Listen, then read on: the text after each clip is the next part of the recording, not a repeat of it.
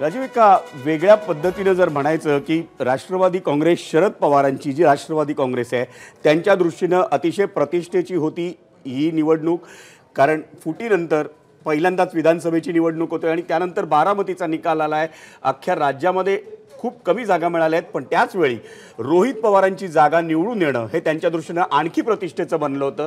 ती जागा येते पण ती 1243 मतांनी येते फक्त। नाही, विजय म्हणजे जिंकणं हे जिंकणं असतं आणि ते काय म्हणजे लोकसभेच्या निवडणुकीमध्ये वायकरांचा अगदीच मामूली 46 मतांनी विजय झाला होता, पण किती मतांनी पेक्षा कसा म्हणजे जिंकणं हे महत्त्वाचं आहे।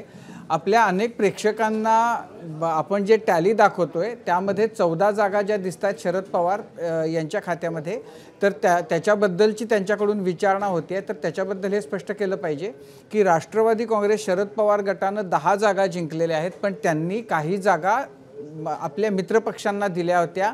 त्यातल्या 2 समाजवादी पक्षाला, एक जागा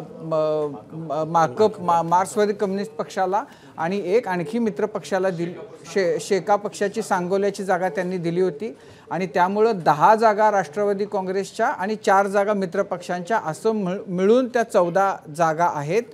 अनेकांचा त्याच्यामुळं त्यांना की 14 म्हणजे काही ठिकाणी ते 10 ऐकायला मिळतात, 14 ऐकायला मिळतात। तर त्यासाठीचा खुलासा की राष्ट्रवादी काँग्रेसच्या कोट्यातून ज्या जागा लढल्या गेल्या त्यातल्या 14 जागा राष्ट्रवादी काँग्रेस आणि त्यांच्या मित्र पक्षांनी मिळून जिंकलेल्या आहेत।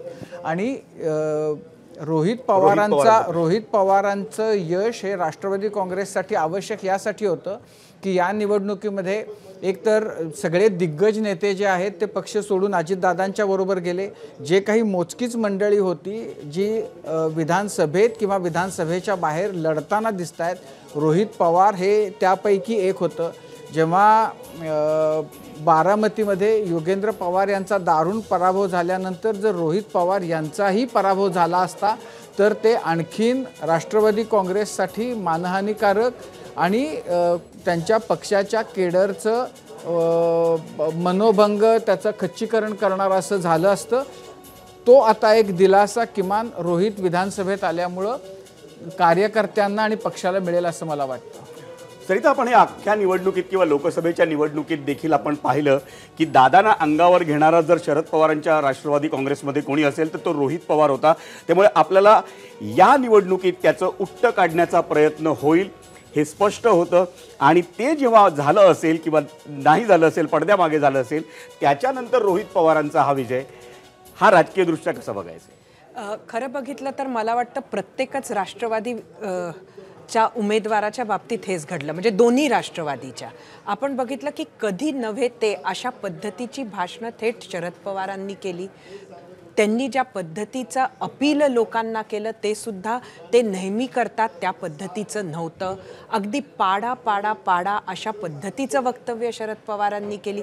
त्यामुळे प्रत्येकासाठीच ही जी काही लढत होती ही अत्यंत निर्णायक होती। नुसती प्रतिष्ठेची तर नव्हती, कारण प्रत्येकच लढत प्रतिष्ठेची असते, पण कुठेतरी अस्तित्वाची लढत ही होती आणि त्यामुळे प्रत्येकानं सर्वस्वच पणाला लावलं होतं। त्यामुळे ते दोन्ही बाजूनी लागलं। खरं तर या बाजूला राम शिंदे होते, पण रोहितच्यासाठी जसं विजय तू म्हटलास तसं पडद्यामागून बरेच प्रयत्न झाले असणार यात शंका नाही, पण ते फक्त रोहितच्या बाबतीत झाले असं नाही, तर मला वाटतं दोन्ही बाजूला असे प्रयत्न झाले आहेत आणि त्यातूनच हे विजय असो पराजय असो हा झालेला आहे। एबीपी माझा, उघडा डोळे बघा नीट।